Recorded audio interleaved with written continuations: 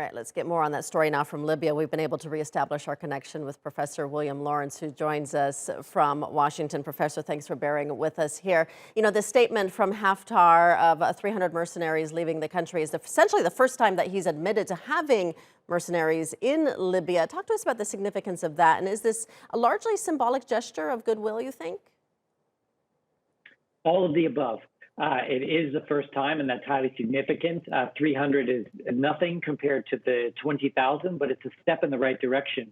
You may remember some months ago at the last international meeting, there was some talk of a reduction at the time, which didn't bear any fruit. So in some sense, this is the French, prior to the Paris conference tomorrow, asking Haftar to make good on things that he was requested to do prior to the previous international conferences, and to give the French sort of a deliverable in advance of these political negotiations.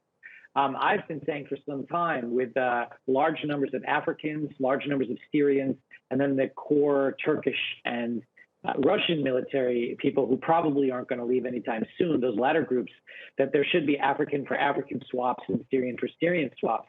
The fact that the Haftar made this announcement on a unilateral basis means that he cares more about what the French think than what the other Libyan side thinks.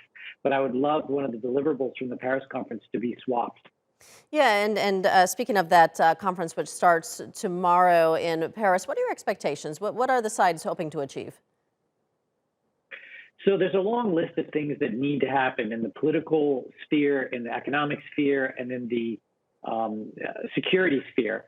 But the most important is the elections in December. And the various Libyan groups have been jockeying for position.